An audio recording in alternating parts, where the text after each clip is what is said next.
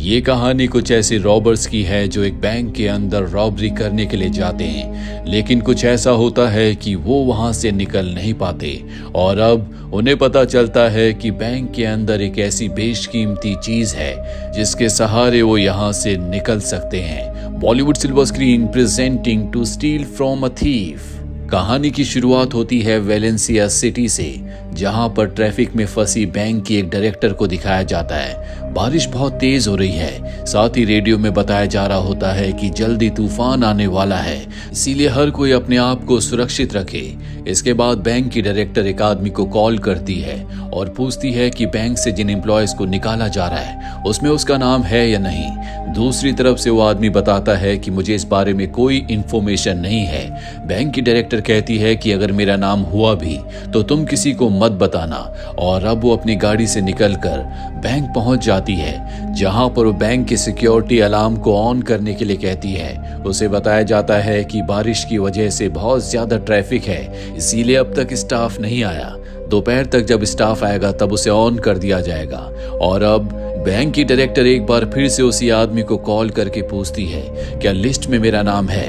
वो बताता है कि हाँ, तुम्हारा नाम है। जो सुनकर डायरेक्टर बहुत परेशान हो जाती है, क्योंकि अब उसे जॉब से लगभग निकाल दिया गया है। और तभी बैंक में कुछ नकाबपोश अंदर घुस जाते हैं। दरअसल यहाँ पर बैंक रॉबरी करने के लिए आए हैं। इनमें से एक आदमी होता है जिसने अपने बदन पर बहुत सारे बॉम्ब फिट कर रखे हैं। यहाँ पर जितना भी सिक्योरिटी स्टाफ होता है वो उन सबको गन पॉइंट पर ले लेते हैं। इन रॉबर्स में एक आदमी का नाम गैलीगो होता है, जो अपने साथी के साथ उस कैबिन में जाता है जहाँ पर डायरेक्टर होती है। वो उसके हाथ पैर बांध कर उसे बंदी बना लेते हैं और अब ये बैंक की तिजोरियों से पैसा निकालना शुरू करते हैं। साथ ही वहां पर मशीन से एक होल बनाते हैं जो कि नीचे के ड्रेन सिस्टम से कनेक्ट होता है। ये सब यहाँ से भागना चाहते हैं। इस गैंग का जो लीडर होता है वो बाहर होता है। उसने पूरे स्टाफ को अपने साथियों के साथ गन पॉइंट पर ले रखा होता है।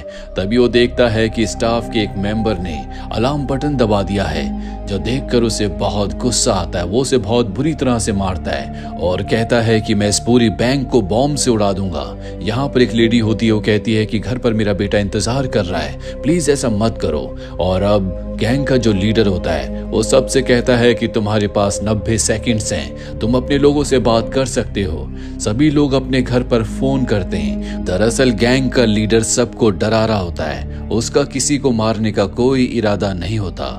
वहीं हमें पुलिस स्टेशन में दिखाया जाता है, जहां पर पुलिस ऑफिसर्स को सिग्नल मिल जाते हैं जो कि बैंक से होते हैं। वो समझ जाते हैं कि बैंक में कुछ न कुछ गड़बड़ है, इसीलिए डिटेक्टिव बैंक में कॉल करता है, जो कि एक रॉबर रिसीव करता है। वो कहता है कि अगर तुमने हमारे रास्ते के बीच में आने की कोशिश की तो यहाँ पर जितने भी एम्प्लॉयज हैं हम उन सबको मार देंगे, हमें अपना काम पूरा करने दो, तब तक तुम हमारे लिए गाड़ी और हेलीकॉप्टर का इंतजाम करो। डिटेक्टिव कहता है कि फैसला मैं नहीं कर सकता, मुझे अपने सीनियर ऑफिसर से बात करनी होगी। रॉबर कहता है कि मैं तुम्हारे जवाब का इंतजार करूंगा। वहीं गैलीगो अपने लीडर को बताता है कि जिस रास्ते से, यानी कि ड्रेन के रास्ते जो कि एक टनल है, वहां से वो भागने की कोशिश कर रहे थे। ज्यादा बारिश होने की वजह से वो पूरी भर चुकी है। लीडर कहता है कि हम पानी कम होने के लिए 30 मिनट तक इंतजार करेंगे। गैलीगो अब बैंक की डायरेक्टर के पास जाता है। वो कहती है कि मुझे नौकरी से निकाल दिया गया है, मैं तुम्हें यहाँ पर एक ऐसे लॉकर के बारे में बता सकती हूँ जिसके अंदर एक खुफिया राज है, जिसके बाहर आने से बहुत कुछ बदल सकता है। लेकिन उस लॉकर के बारे में मैं तुम्हें तभी बताऊंगी जब तुम मुझे बैंक के लूटे हुए पैसों में से एक बड़ा हिस्सा दोगे। वहीं हमें दूसरी तरफ हॉस्पिटल में एक पॉलिटिशियन को दिखाया जाता है जो कोमा में होता है। उसके सामने उसकी वाइफ होती है। तभी वो न्यूज में देखती है कि बैंक में रॉबरी हो रही है। ये सुनकर वो घबरा जाती है और एक डिटेक्टिव हुलियो को कॉल करती है और पूछती है क्या सच में बैंक में रॉबरी हो रही है। वो कहता है कि इस बारे में मुझे कुछ नहीं पता। वो बताती है कि उस बैंक में मेरे हस्बैंड का एक लॉकर है, अगर वो लॉकर खुल गया तो मेरे हस्बैंड बहुत बड़ी मुसीबत में फंस जाएंगे। डिटेक्टिव हुलियो कहते हैं कि आप चिंता मत करो। और अब डिटेक्टिव एक पॉलिटिकल ऑफिसर को कॉल करते हैं और उसे सब कुछ बताते हैं जो कि पॉलिटिशियन की वाइफ ने उन्हें बताया था। और अब पॉलिटिकल ऑफिसर को किसी भी कीमत पर उस लॉकर को बचाना होगा ताकि उसे कोई ना खोल पाए। दूसरी तरफ हमें गैलिगो को दिखाया जाता है जिसे बैंक की डायरेक्टर बताती है कि कुछ साल पहले एक लीडर जो इस वक्त कोमा में है, उसने जितने भी घोटाले किए थे उसके बारे में एक डिटेक्टिव ने सारी इंफॉर्मेशन निकाल ली थी। उसकी सरकार गिरने वाली थी, उसे जेल होने वाली थी, इसीलिए उसने अपने सभी साथियों के जितने भी करप्ट पॉलिटिशियंस थे उन सब के बारे में इंफॉर्मेशन एक हार्ड डिस्क में डाली और उस हार्ड डिस्क को उसने बैंक के एक लॉकर में रख दिया। अगर तुम चाहते हो कि मैं उस लॉकर का नंबर तुम्हें बताऊं तो इसके बदले तुम्हें मुझे कुछ देना होगा। गैलिगो ने बैंक से जो हीरे चुराए होते हैं उनमें से वो कुछ हीरे उसे दे देता है, जिसके बाद वो बताती है कि उसका लॉकर नंबर 314 है और अब गैलिगो किसी भी कीमत पर हार्ड डिस्क को हासिल करना चाहता है। वहीं बैंक के बाहर हमें दिखाया जाता है जहां पर पुलिस आ चुकी है। वो बैंक को घेर लेते हैं। बैंक के लीडर को जब ये बात पता चलती है तो उनके पास जितनी भी जैकेट्स होती है जिनमें बॉम्ब फिट है वो बैंक के स्टाफ को पहनाकर एक जगह बिठा देते हैं और कहते हैं कि अगर तुमने यहाँ से हिलने की कोशिश की तो ये सब की सब ब्लास्ट हो जाएंगी।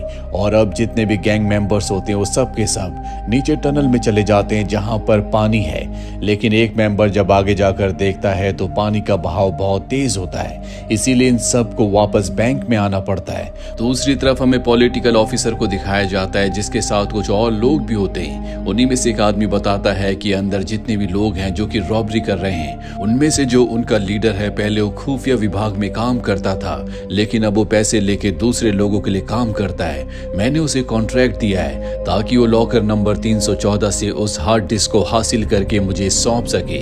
ये सुनने के बाद उसके साथियों को बहुत गुस्सा आता है क्योंकि उस हार्ड डिस्क के जरिए भविष्य में वो उन्हें ब्लैकमेल भी कर सकता था। इसका मतलब ये है कि बैंक का जो लीडर था उसे पहले से उस हार्ड डिस्क के बारे में पता था और वो उसी हार्ड डिस्क को लेने के लिए बैंक में गया है।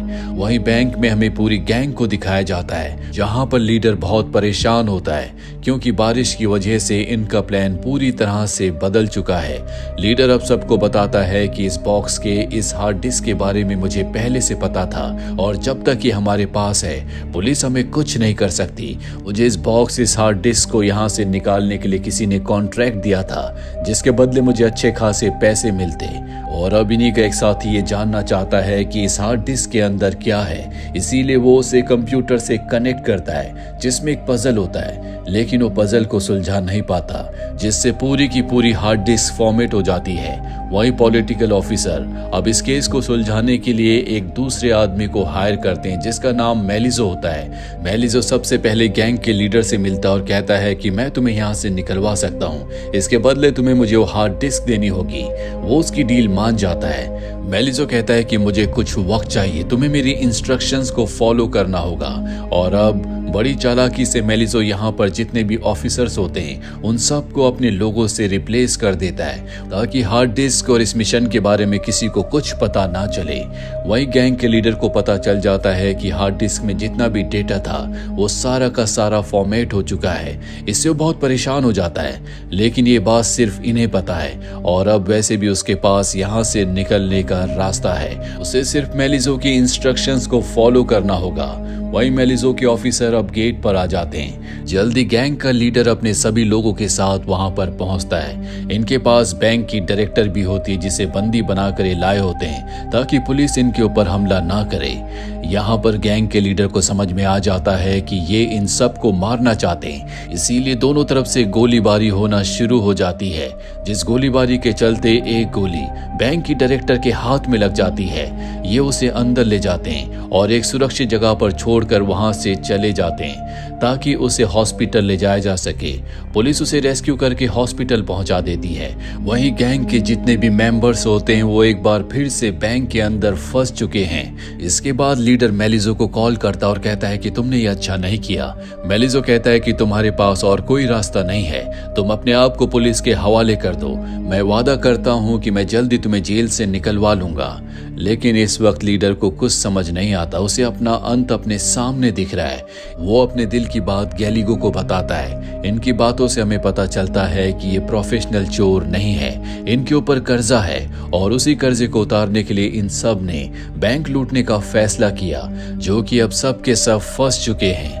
लेकिन यहाँ पर लीडर को एहसास होता है कि हार्ड डिस्क में डेटा नहीं है, इस बारे में सिर्फ इन्हें पता है। इसीलिए एक बार फिर से वो मेलिज़ो को कॉल करता है और कहता है कि अगर तुमने हमें यहाँ से निकालने का कोई पक्का इंतजाम नहीं किया तो हार्ड डिस्क के अंदर जितना भी डेटा है वो यहाँ पर हम जितने भी हॉस्टेजेस हैं उन सब के मोबाइल में ट्रांसफर कर देंगे, जिससे वो पूरी दुनिया में सर्कुलेट हो जाएंगे और जितने भी करप्ट पॉलिटिशियंस और ऑफिसर्स हैं उन सबको जेल की सलाखों के पीछे जाना होगा।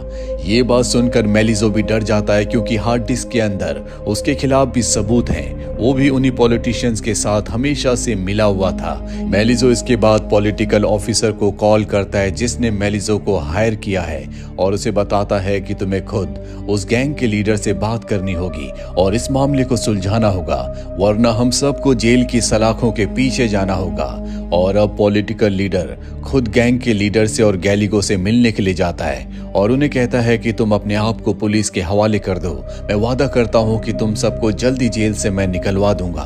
पर गैलिगो और लीडर कहते हैं कि हम जेल नहीं जाना चाहते, बल्कि जितने पैसे हमने यहाँ से चुराए हैं उन पैसों के साथ हम इस देश को छोड़ना चाहते हैं और तुम्हें ऐसा करना होगा, क्योंकि हार्ड डिस्क में हमने वीडियो देख लिया है जिसमें तुम्हारा भी वीडियो है। दरअसल ये दोनों समझ गए होते हैं कि ये पॉलिटिकल ऑफिसर यहाँ पर इसीलिए आया है क्योंकि हार्ड डिस्क के अंदर इसके खिलाफ भी सबूत है।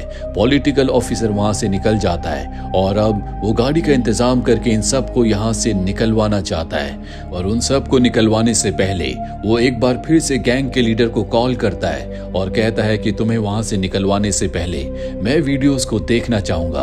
पर गैंग के लीडर के पास उसकी बात का कोई जवाब नहीं होता, क्योंकि उसके पास कोई वीडियो नहीं है। इसीलिए गैंग के लीडर को कहना पड़ता है कि मैं तुम्हें कोई वीडियो नहीं दिखा सकता। पॉलिटिकल ऑफिसर समझ जाता है कि इनके पास कोई सबूत नहीं है। ये बात वो अपने लोगों को बताता है और अब ये तय करते हैं कि बैंक के अंदर जाकर ये सभी लोगों को गिरफ्तार कर लेंगे। पूरी टीम बैंक के अंदर एंटर हो जाती है, वो सबको पकड़ लेते हैं, लेकिन जल्दी उन्हें एहसास होता है कि ये सब के सब हॉस्टेजेस हैं। दरअसल गैंग ने इनके साथ कपड़े बदल लिए थे। गैंग ने इनके साथ कोई बदसलूकी नहीं की, बल्कि इनकी मदद की, जिस वजह से इन्होंने पुलिस को आते सब कुछ नहीं बताया। बारिश को भी बंद हुए काफी वक्त हो चुका था, इसीलिए जो नीचे टनल का पानी था जहां से सब के सब भागना चाहते थे, पानी बहुत कम हो गया था, जिस वजह से वो सारा लूट का सामान लेकर बड़ी आसानी से वहां से निकल गए। जिसके बाद इन्होंने लूट के पैसों को बांटा और अपनी अपनी राह चल पड़े। साथ ही इन्होंने मीडिया को उस बॉक्स के, उस हार्ड डिस्क के बारे में बता दिया और ये भी कहा कि पुलिस खुद इनके साथ नेगोशिएशन में इन्वॉल्व थी। बड़े बड़े पॉलिटिकल लीडर इसमें शामिल है जिनके सबूत उस हार्ड डिस्क में है। प्रेस, मीडिया, हर तरफ इसी बात की चर्चा हो रही होती है और ये सब के सब बड़ी आसानी से अपनी अपनी राह पर निकल जाते हैं। इसी के साथ ये फिल्म, ये कहानी यहीं पर खत्म हो जाती है। उम्मीद करते हैं कि ये कहानी आपको पसंद आई होगी।